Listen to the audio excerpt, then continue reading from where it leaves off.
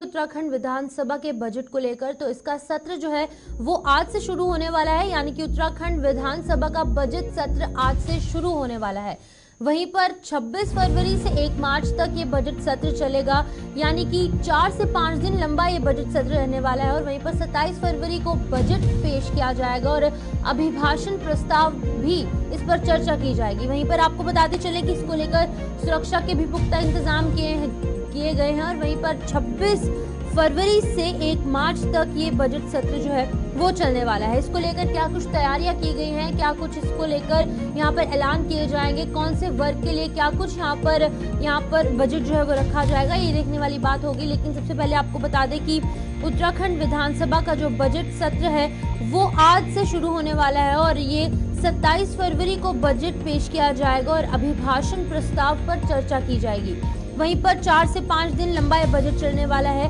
26 फरवरी से लेकर के 1 मार्च तक ये बजट सत्र चलेगा, जिसको लेकर तमाम तैयारियां की गई हैं। अगर सुरक्षा के मद्देनजर देखें तो सुरक्षा के भी यहाँ पर पुख्ता इंतजाम देखने को मिले हैं और जो तमाम आला अधिकारी हैं पुलिस प्रशासन के, उनके द्वारा लगातार मीटिंग्स की जा रही हैं कि किस तरीके से यहाँ पर इस बजट सत्र के चलते यहाँ पर जो है वो सुरक्षा के पुख्ते इंतजाम किए जाने चाहिए। वहीं पर उत्तराखंड विधानसभा का बजट सत्र आज से जब शुरू होगा तो इसको लेकर जो आम जनता है उनको काफी ज्यादा उम्मीदें कहीं ना कहीं हैं। क्या कुछ उम्मीदें हैं और क्या कुछ बड़े ऐलान किए जा सकते हैं इस बजट सत्र में। महिलाओं के लिए बात करें, चाहे छोटे बच्चों के लिए स्वास्थ्य विभाग हो या फिर कोई भी सेक्शन ऑफ द सोसाइटी हो, उनके लिए क्या कुछ ऐलान किए जाएंगे वो देखने वाली बात होगी। यहाँ पर 27 फरवरी को ये बजट पेश किया जाएगा, क्या कुछ इसमें बड़े ऐलान किए जा सकते हैं वो देखने वाली बात होगी।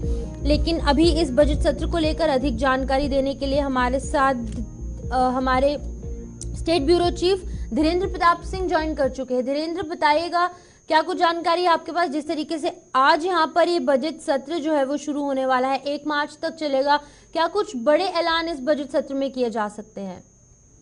तो बिल्कुल देखिए, आज से उत्तराखंड का बजट सत्र शुरू हो रहा है, जिसमें लगभग 90,000 करोड़ का बजट पारित होगा, जिसको कैबिनेट की मंजूरी पहले ही मिल चुकी है और कल इसको सदन के पटल पे रखा जाएगा और उसके बाद बजटीय चर्चा के बाद से पारित कर दिया जाएगा।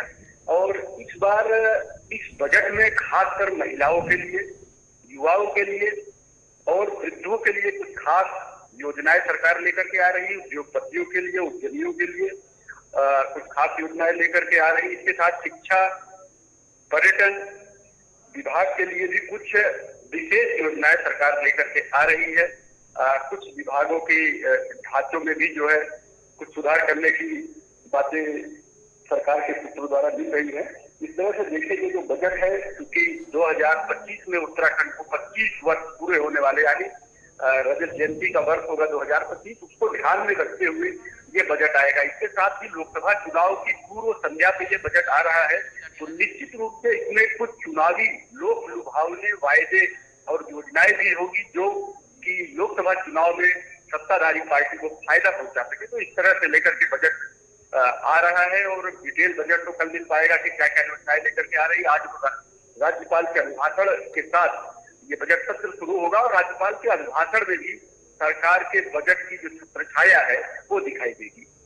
जी, यहाँ पर ये बताएगा कि लोगों को कितनी उम्मीदें हैं, खासकर अगर हम युवाओं की बात करें, क्योंकि बेरोजगारी जो है वो बढ़ती जा रही है, युवाओं को कितनी ज्यादा उम्मीदें इस बजट सत्र से रहने वाली हैं?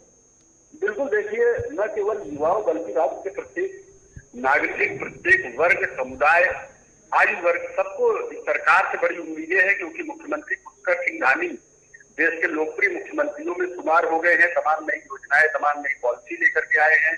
युवा मुख्यमंत्री कहे जाते हैं, तो निश्चित रूप से युवाओं को इससे बहुत सारी उम्मीदें हैं। अब उन उम्मीदों पे ये बजट कितना खरा उतरता है और कौन कौन सी ऐसी अभिनव योजनाएं लेकर के आता है, इसका जो युवा है स्वागत करेंगे। रोजगार को कितना मजबूत करता है, रोजगार को कितना आगे बढ़ाता है, कितना रोजगार की संभावनाओं के द्वार खोलता है, वो लेकर के निश्चित रूप से प्रदेश के युवाओं में काफी उम्मीदें हैं। देखने वाली बात यह होगी कि उन उम्मीदों पे सरकार का बजट कल कितना खरा उतरता है और क्या कुछ नई योजनाएं सरकार प्रस्तुत करती है। जी, बहुत बहुत शुक्रिया धीरेन्द्र जी तमाम जानकारी साझा करने के लिए। धीरेन्द्र प्रताप सिंह हमें लगातार जानकारी दे रहे थे कि जिस तरीके से आज यहाँ पर बजट सत्र जो है वो शुरू होने वाला है और 1 मार्च तक ये बजट सत्र चलेगा। इसको लेकर युवाओं की बात करें या फिर वो महिलाओं की बात करें, अगर हम हर एक आयु वर्ग के लोगों की बात करें तो यहाँ पर उनको काफ़ी सारी उम्मीदें इस बजट सत्र से लेकर हैं। और वहीं पर हर एक विभाग, शिक्षा विभाग है, हेल्थ डिपार्टमेंट या फिर अन्य विभाग है, उनका इंफ्रास्ट्रक्चर को अपलिफ्टमेंट करने के लिए यहाँ पर लगातार सरकार द्वारा इस बजट सत्र में एक बड़े ऐलान जो है वो किए जा सकते।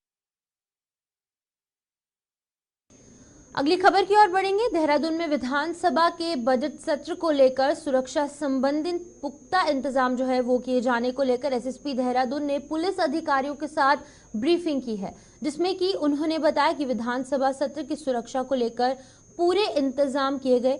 जहां एक और पुलिस बल जगह जगह पर तैनात है, वहीं पर ट्रैफिक को भी डाइवर्ट किया गया है। साथ ही विधानसभा के भीतर और बाहर सुरक्षा कर्मियों को अलर्ट मोड पर रहने के दिशा निर्देश जारी किए गए हैं।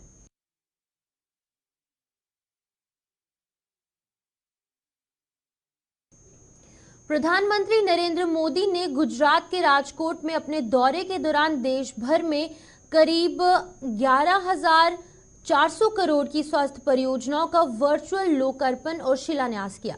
इसमें राजकोट सहित देश के 5 राज्यों को मिलाकर अखिल भारतीय आयुर्विज्ञान संस्थान यानी कि एम्स शामिल है। साथ ही देश के अन्य राज्यों में लगभग 200 स्वास्थ्य परियोजनाओं का भी मोदी ने राजकोट में शिलान्यास और लोकार्पण किया। इसके संबंध में प्रदेश के एक निजी होटल में राज्य स्तरीय कार्यक्रम का आयोजन स्वास्थ्य मंत्री डॉक्टर धन सिंह रावत की अध्यक्षता में किया गया। प्रधानमंत्री नरेंद्र मोदी द्वारा उत्तराखंड राज्य में लगभग अगर बात करेंगे तो 37 करोड़ लागत की स्वास्थ्य परियोजनाओं का भी राजकोट से वर्चुअल शिलान्यास और लोकार्पण किया गया। इसमें खाद्य सुरक्षा की 2 इकाइयां, प्रधानमंत्री आयुष्मान हेल्थ इंफ्रास्ट्रक्चर की 6 इकाइयां और राष्ट्रीय स्वास्थ्य मिशन की 2 परियोजनाएं शामिल है। वहीं पर लगभग अगर बात करें तो 87 लाख की खाद्य सुरक्षा अवसंरचना की जिन 2 इकाइयों का लोकार्पण किया गया, उसमें मोबाइल फूड टेस्टिंग की 2 इकाइयां शामिल है।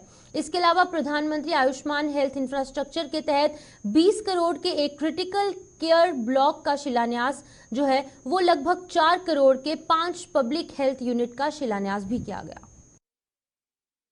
राज्य में भी आज लगभग 13 कामों का उन्होंने उद्घाटन किया है और मैं कह सकता हूं कि आज डॉक्टरों के लिए आवासों का, क्रिटिकल केयर ब्लॉक का, हमारे ब्लॉकों में जो उन्होंने नई सुविधाएं दी उनका आज उन्होंने वहां से वर्चुअली उद्घाटन किया है। और आज जो हमारा यहाँ पे खाद्य सुरक्षा विभाग है उसकी 2 गाड़ियों का भी आज वर्चुअली यहाँ पे उन्होंने लोकार्पण किया है, जहाँ पे कि हम खड़े हैं। और मैं ये कह सकता हूँ कि उत्तराखंड के लिए 4 धाम यात्रा के लिए भी हमारे प्रधानमंत्री जी के द्वारा जितना पैसा हमने उनसे मांगा उन्होंने दिया है। और बहुत जल्दी इस साल हम केदारनाथ में भी और बद्रीनाथ में भी 50-50 बेड के हॉस्पिटलों को संचालित करने जा रहे हैं। इसी वर्ष हम अपने राज्य में पूरे देश के लिए पहला राज्य उत्तराखंड है जिसको एयर एम्बुलेंस सेवा जो है भारत सरकार ने उसके लिए पैसा दे दिया है। आधा पैसा राज्य सरकार खर्च करेगी और वो एम्स ऋषिकेश से उसका जो है इस बार शुभारंभ किया जाएगा।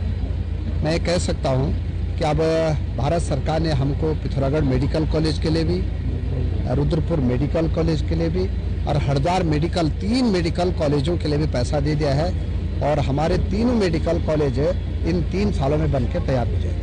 धरातल तल पे कब तक हो रहा है? इसमें अभीम के तहत और एनएचएम के तहत योजनाएं हैं और ये योजनाएं जो हैं लगभग 8 डिस्ट्रिक्ट्स में स्प्रेड हैं और इसमें हमारे ब्लॉक पब्लिक हेल्थ यूनिट्स भी हैं, हमारे क्रिटिकल केयर ब्लॉक्स भी हैं और हमारे जो फूड सेफ्टी वैन्स भी हैं। तो इससे ना तो हमारा जो क्रिटिकल इंफ्रास्ट्रक्चर है उसमें हमें बढ़ावा मिलेगा, बट एट सेम टाइम ये जो यात्रा सीजन के दौरान जो फूड सेफ्टी रिलेटेड इश्यूज रहते हैं, फूड के आइटम्स जो हम लोग टेस्ट करते हैं उसकी त्वरित टेस्टिंग हमें करवानी होती है, तो उसमें भी ये हमारे जो फूड सेफ्टी वैन्स है काफ़ी लाभदायक साबित हो। सर करते हैं ना कि 60-40 तो और माननीय मंत्री जी ने आपको ये भी बताया कि 4 धाम यात्रा के तहत ऑलरेडी हेली एम्बुलेंस दी गई है, जिसमें एम्स भी थोड़ा सा लागत शेयर करेंगी और बाकी राज्य सरकार करेंगी। और बद्रीनाथ और एक और केदारनाथ में शायद हॉस्पिटल 50 बेडेड की, जो कि बहुत ही ज़रूरी है, क्योंकि ये यात्रा के तहत कभी कभी जो बड़े बुजुर्ग, उनको अगर कोई बीमारी, गंभीर बीमारी हो जाए तो उसमें इलाज नहीं तो हमें क्या करना पड़ता था कि जल्दी से हम उनको मूव करके हम उनको ऐसे स्वास्थ्य सेवा फैसिलिटी में ला सकते हैं, ताकि जान हमारे लिए एक मतलब कोई भी नागरिक का स्वास्थ्य। तो चलिए यहाँ पर रुकते हैं, एक छोटे स्वागत है आप सबका इस छोटी सी ब्रेक के बाद। मैं शिफन शर्मा आपके साथ। तो चलिए बढ़ते हैं उत्तराखंड की अगली खबर की ओर। आयुष और आयुष शिक्षा विभाग उत्तराखंड के दिशा निर्देशन में जिला आयुर्वेदिक विभाग द्वारा नरेंद्र नगर के टाउन हॉल में त्रिदिवसीय स्वास्थ्य शिविर का आयोजन किया गया है। बता दें कि 25 से 27 फरवरी तक चलने वाले इस शिविर का शुभारंभ प्रदेश के वन और तकनीकी शिक्षा मंत्री सुबोध उनियाल ने किया। इस मौके पर कार्यक्रम के मुख्य अतिथि और मंत्री सुबोध उनियाल का कहना था कि हम लोग पहाड़ों के लोग हैं और हिमालय में जड़ी बूटियों का भंडार पड़ा है। इसका उदाहरण रामायण में भी देखा गया। आयुष पद्धति से असाध्य रोगों का इलाज कर सकते हैं और इसको बढ़ावा देने का प्रयास सरकार को करना चाहिए। साथ ही राम राज्य की स्थापना हो चुकी है, तो ऐसे में आध्यात्म से जुड़कर आयुष पद्धति से असाध्य रोगों का इलाज कर सकते हैं। हिमालय के लोग हैं, हिमालय में जड़ी बूटियों की शुरुआत ही आपने देखा कि रामायण में भी जब लक्ष्मण जी को शक्ति लगी तो आखिर हनुमान जी को हिमालय से ही जब सजी में लेके गए तो उसने उनको जीवित करने का काम किया। तो ऐसी जड़ी बूटियां हमारे पास हैं, तो जो आयुष जिनके माध्यम से, आयुष पद्धति के माध्यम से लोगों को मानसिक और शारीरिक तौर पर भी स्वस्थ रखा जा सकता है। और साथ साथ अध्यात्म के प्रति, जो कि हमारी संस्कृति से जुड़ा हुआ है अध्यात्म, उसके प्रति भी लोगों का झुकाव होगा। और जब लोग अध्यात्म से भी जुड़ेंगे तो कहीं ना कहीं वो परिकल्पना जिसमें ये कहा गया है कि राम राज्य की स्थापना हो, लोग अमन और चैन और शांति से रहें, तो मतलब उसके लिए भी बहुत एक बेहतर कारगर उपाय होगा। तो ये बहुत अच्छा प्रयास है नेपाल सरकार का, और इसके माध्यम से लोगों में आयुष पद्धति के प्रति झुकाव पैदा होगा। और ये जो 3 दिन का कार्यक्रम है, ये हमारे आयुष विभाग द्वारा जो है ना, प्रत्येक जनपद में शिविर लगाए जा रहे हैं। हमारे यहाँ नरेंद्र नगर में भी ये लगाया जा रहा है, और जिसका उद्घाटन हमारे यहाँ आज माननीय मंत्री जी द्वारा किया गया है, सुबोध उनियाल जी के द्वारा, जो कैबिनेट मंत्री हैं। इसमें हमारे यहाँ जो आयुर्वेद की जो चिकित्सा पद्धति है, उसमें जलों का है, मर्म चिकित्सा है, अग्निकर्म है, ये सब का यहाँ पे चिकित्सा की जा रही है और मेडिसिन निःशुल्क दी जा रही है, जिससे अधिक से अधिक लोगों को इसका लाभ मिल सके और आयुर्वेद का प्रचार हो सके। उत्तराखंड में यूसीसी लागू होने के बाद अब देश के अन्य राज्य भी इस दिशा में आगे बढ़ रहे हैं, जिसके तहत असम सरकार ने अपनी कैबिनेट में मुस्लिम मैरिज लॉ को समाप्त करने का निर्णय लिया, जिस पर भाजपा विधायक विनोद चमोली ने खुशी जाहिर की है।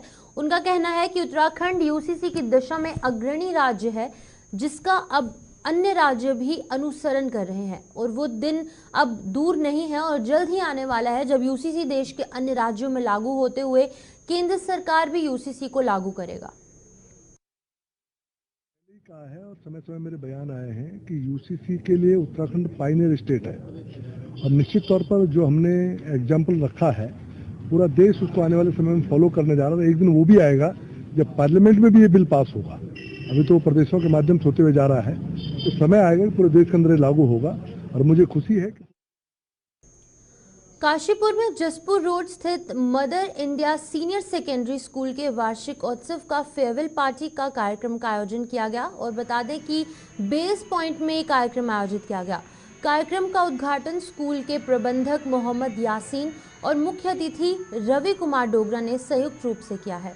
वहीं पर सांस्कृतिक कार्यक्रम का शुभारंभ बच्चों द्वारा स्वागत गीत के साथ किया गया। इस दौरान स्कूल के छात्र और छात्राओं ने अलग अलग रंग बिरंगी पोशाक के साथ देशभक्ति सांस्कृतिक कार्यक्रम जैसे कुमाऊनी, पंजाबी, हरियाणवी, राजस्थानी कार्यक्रम की प्रस्तुति द्वारा अतिथियों और अभिभावकों का मन मोह लिया।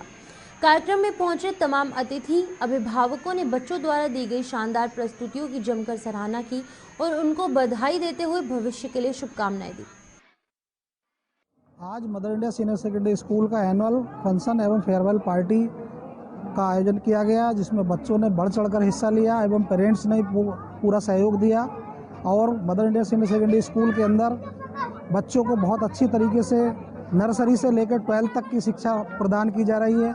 बच्चों को बहुत अच्छे तरीके से सिखा करके उनको आगे बढ़ाया जा रहा है। Mother India senior secondary school से पढ़ कर के बच्चे सैकड़ों की तादाद में आज गवर्नमेंट जॉब में लग चुके हैं और बहुत सारे बच्चे हमारे इंग्लिश टू इंग्लिश बात करते हैं और अच्छे से जो है शिक्षा ले रहे हैं और हमारे पेरेंट्स भी बहुत खुश हैं। और आज का आयोजन हमारा बहुत गौरवपूर्ण और अच्छा रहा। इसमें सब पेरेंट्स ने बहुत सहयोग किया और बच्चों ने बढ़ चढ़ के सांस्कृतिक कार्यक्रम किए।